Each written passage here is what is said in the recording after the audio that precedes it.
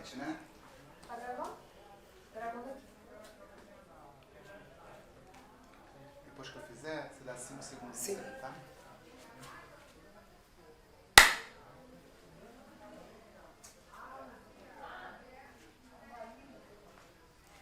Eu sou a Luciene Esteva do Nascimento.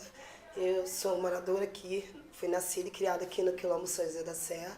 Então eu tô aqui hoje para contar um pouquinho da história do Quilombo, a história do meu Quilombo, Quilombo São José da Serra.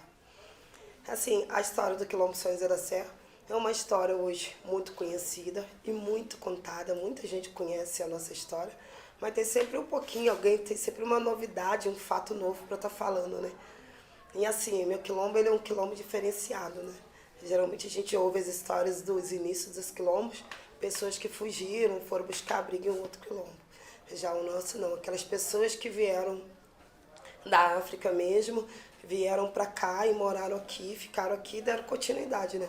E geralmente trocavam-se os donos da fazenda e aquela família que veio do Congo, da Angola, da Guiné, de Moçambique, continuavam aqui, essas famílias. E daí iniciou o quilombo. Foi uma época muito difícil da escravidão, que a gente sabe que foi um momento muito difícil para o negro, né? Um momento de muito sofrimento, de muita lágrima, de muito choro. Mas eles conseguiam alimentar uma esperança dentro deles de que um dia isso acabaria. E os seus filhos, seus descendentes iriam um dia desfrutar diante daquela terra que eles tanto sofreram, né? E eu aqui hoje sou um exemplo disso. Quero agradecer muito a eles, que realmente, graças a Deus, para nós do Quilombo São José da Serra, esse momento chegou.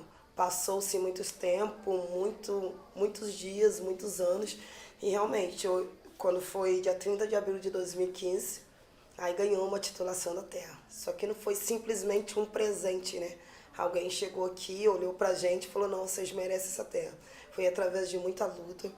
Pessoas da minha geração, assim, na época nós éramos criança quando tudo isso começou. Então foi uma luta assim muito árdua de muitas pessoas que alguns, graças a Deus, muitos deles viram essa vitória. Mas assim, é muito triste quando a gente olha para trás, né, e vê que muitos daqueles nossos, não digo amigos, aquelas pessoas que começaram lá junto com a gente não puderam assistir com a gente esse dia, né? Mas assim, a gente tem uma esperança e uma certeza muito grande, né? Que para quem não viu aquele dia, a gente que estava ali, que assistiu cada passo, a gente viu que cada um deles estava ali com a gente. Porque foi um momento assim histórico, ventava de vários lugares, a gente não sabia. As árvores todas balançavam ao mesmo tempo, entendeu?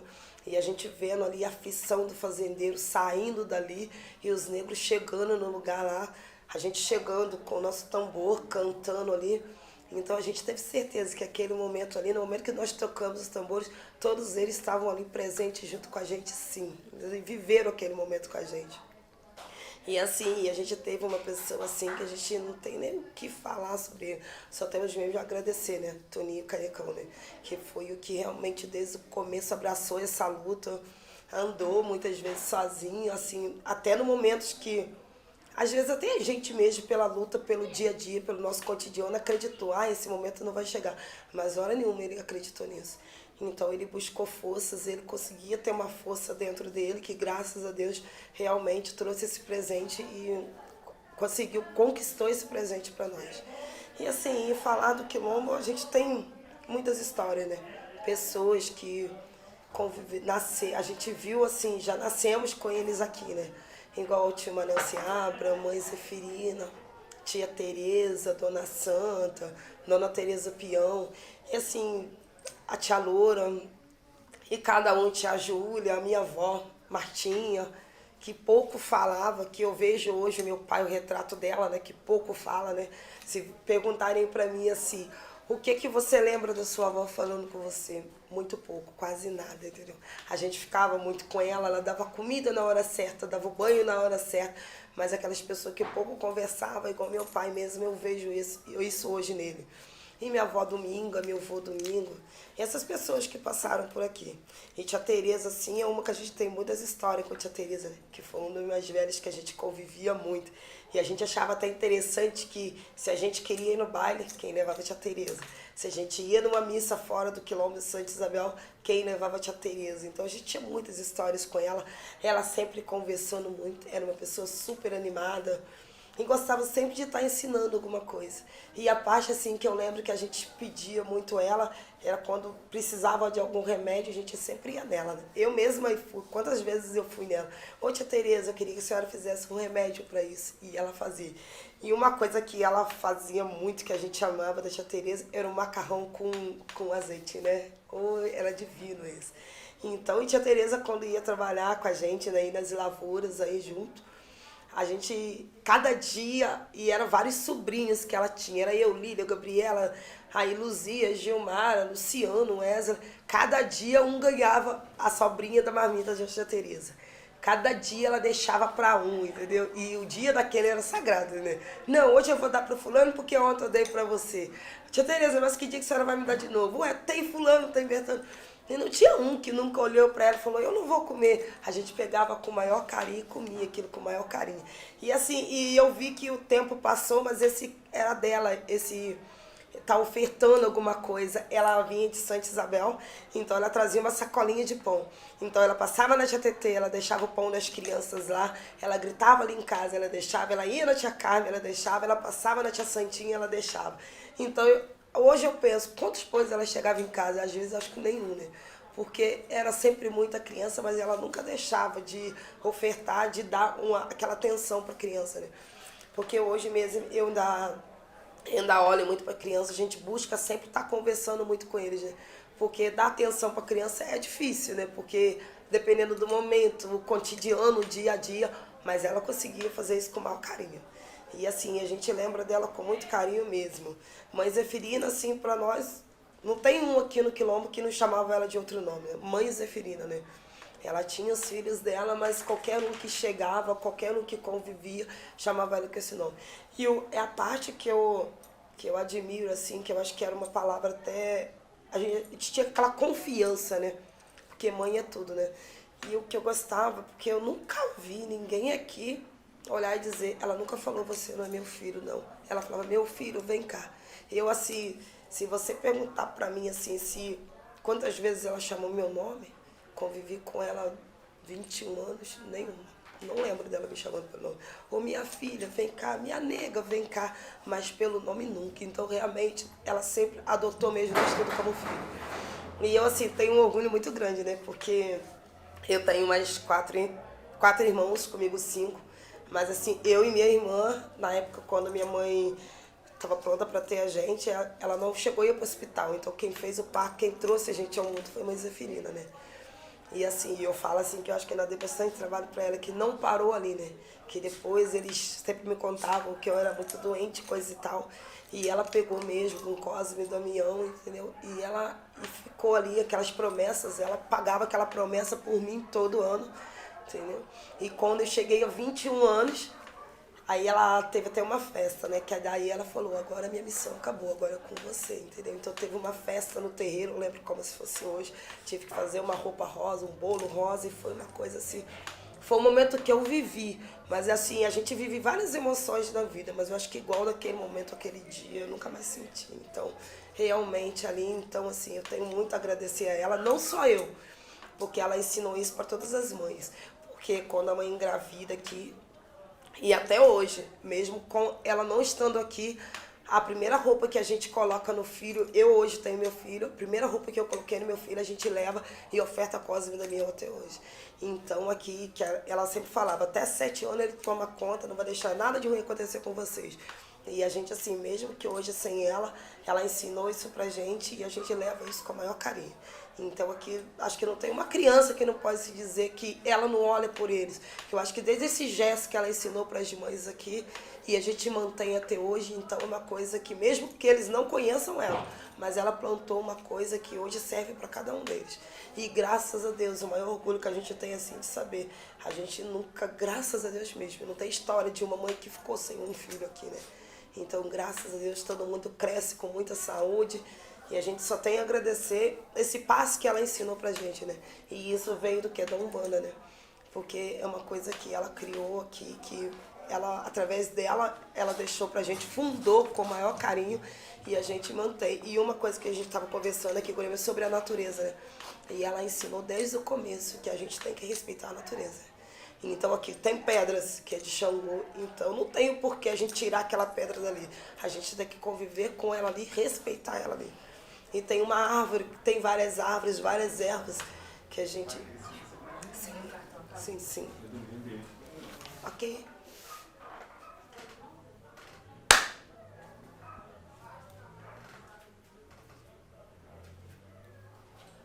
Sim, a gente estava conversando agora mesmo a questão de a gente aprender a conviver e respeitar o meio ambiente, né?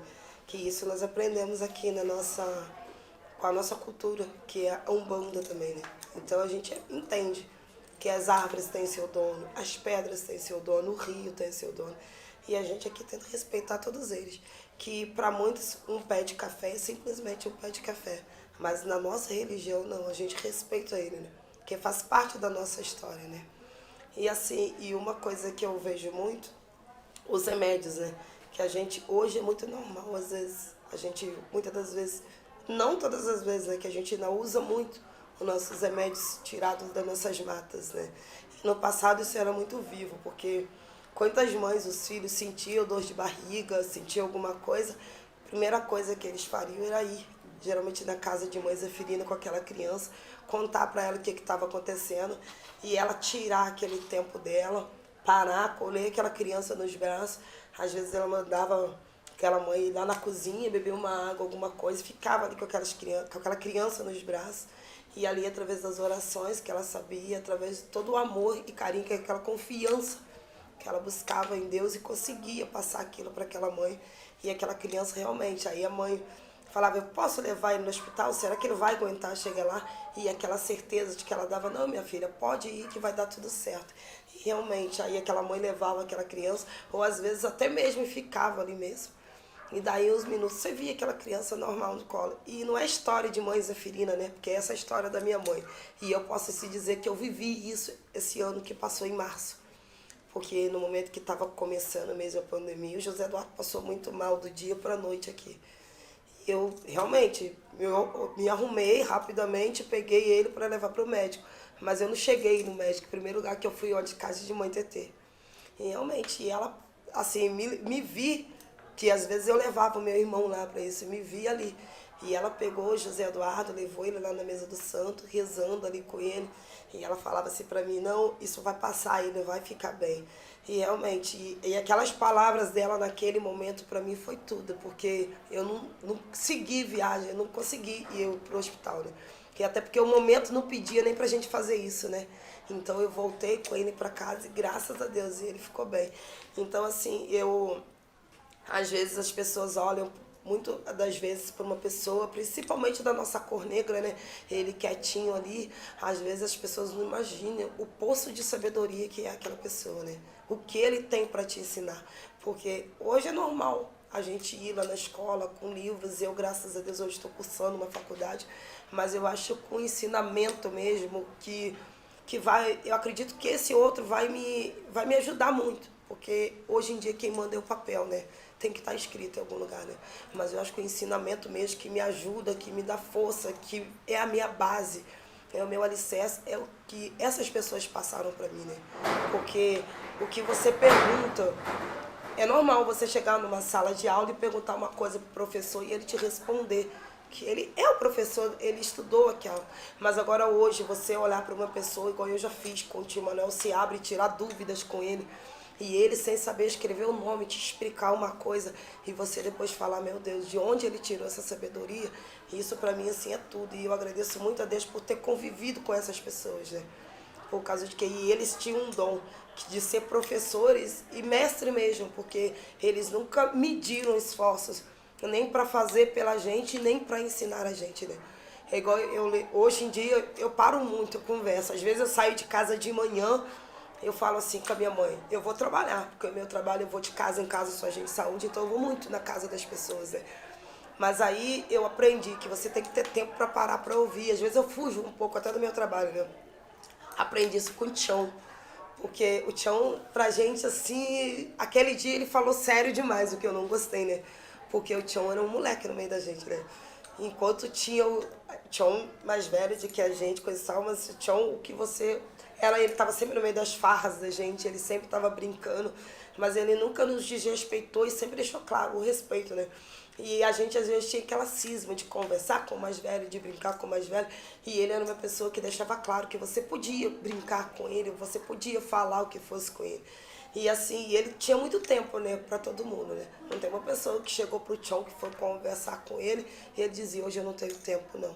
Eu acho que ele foi uma das pessoas que conversou com todos os jovens aqui, sempre estava ali no meio, até no futebol. Joguei futebol junto com o Tchon, olha que orgulho.